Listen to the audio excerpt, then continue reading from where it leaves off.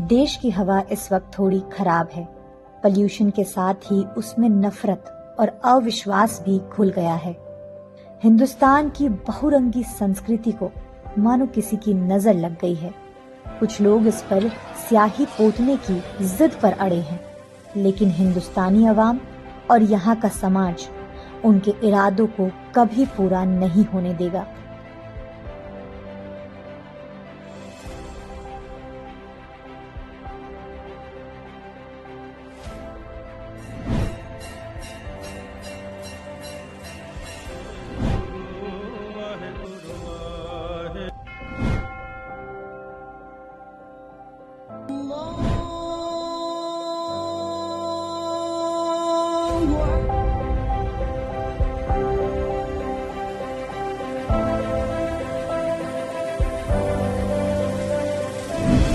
नमस्कार और आदाब। मैं रितिका सिंह और आप देख रहे हैं जी मीडिया का डिजिटल प्लेटफॉर्म जी सलाम। भारत अपना 77वां स्वतंत्रता दिवस मनाने जा रहा है। आज हम यहाँ लाल किला और चांदनी चौक इलाके में खड़े हैं। 15 अगस्त को इसी लाल किले पर तिरंगा लहराया जाएगा।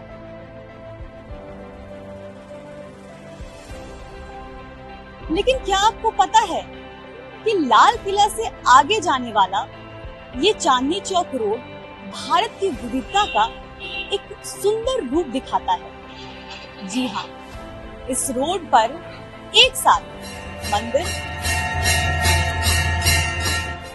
मस्जिद,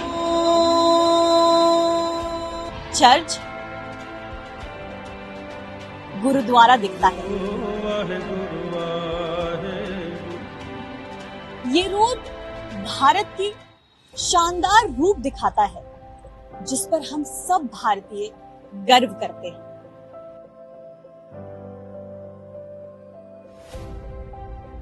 लाल किले से इस रोड पर आगे बढ़ने पर बाईं तरफ हमें श्री दिगंबर लाल जैन मंदिर मिलता है। इस मंदिर का निर्माण 1526 में हुआ था।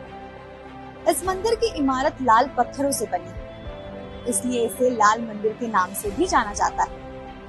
यहाँ कई मंदिरें हैं, लेकिन सबसे खास है भगवान महावीर का मंदिर, जो जैन धर्म के 24वें तीर्थंकर थे। जैन धर्म को मानने वालों के बीच यह मंदिर काफी लोकप्रिय है।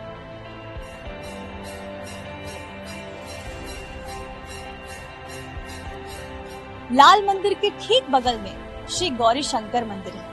ये मंदिर करीब 800 साल पुराना है। इस मंदिर का इतिहास में एक खास स्थान है। यहाँ भगवान शिव का अर्धनारीश्वर रूप देखने को मिलता है।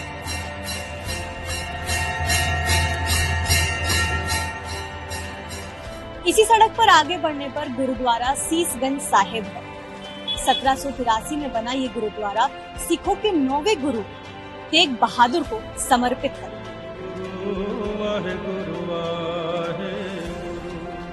गुरुद्वारे के सामने दाहिनी तरफ सेंट्रल बैप्टिस्ट चर्च है। ये चर्च 1824 में बैप्टिस्ट मिशनरी सोसाइटी द्वारा बनाई गई थी। उत्तर भारत की ये सबसे पुरानी चर्चों में से एक है।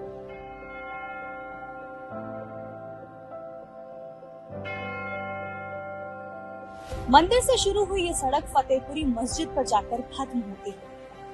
मुगल सम्राट शाहजहां की पत्नी फतेहपुरी ने 1650 में ये मस्जिद बनवाई थी। इसका नाम उन्हीं के नाम पर फतेहपुरी मस्जिद पड़ा है।